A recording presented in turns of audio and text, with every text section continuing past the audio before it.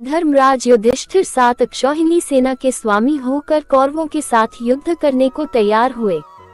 पहले भगवान श्री कृष्ण परम क्रोधी दुर्योधन के पास दूत बनकर गए। उन्होंने 11 अक्षौहिणी सेना के स्वामी राजा दुर्योधन से कहा, राजन तुम युधिष्ठिर को आधा राज्य दे दो या उन्हें 5 ही गांव अर्पित कर दो, नहीं तो उनके साथ युद्ध करो। श्री कृष्ण की बात सुनकर दुर्योधन ने कहा, मैं उन्हें सुई की नोक के बराबर भूमि भी नहीं दूंगा, हाँ उनसे युद्ध अवश्य करूंगा।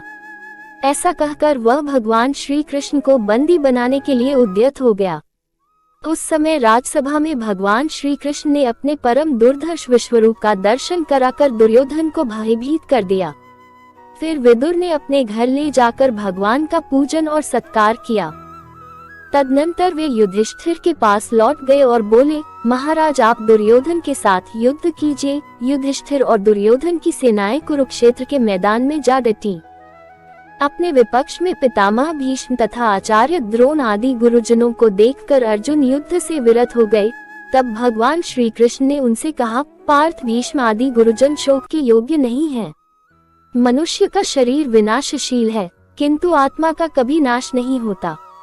यह आत्मा ही परब्रह्म है। मैं ब्रह्म हूँ, इस प्रकार तुम उस आत्मा को समझो। कार्य की सिद्धि और असिद्धि में समान भाव से रहकर कर्मयोग का आश्रय ले क्षात्र धर्म का पालन करो।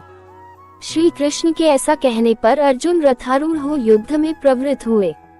उन्होंने शंख ध्वनि की। दुर्योधन की सेना में सबसे पहले पितामह भीष्म सेनापति हुए। पांडवों के सेनापति शिखंडी थे। इन दोनों में भारी युद्ध छिड़ गया।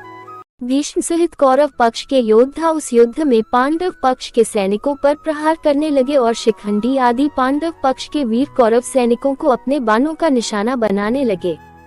कौरव और पांडव सेना का वह युद्ध देवासुर संग्राम के समान जान पड़ता था। आकाश में खड़े होकर देखने वाले देवताओं को वह युद्ध बड़ा आनंददायक प्रतीत हो रहा था। भीष्म ने 10 दिनों तक युद्ध करके पांडवों की अधिकांश सेना को अपने बाणों से मार गिराया।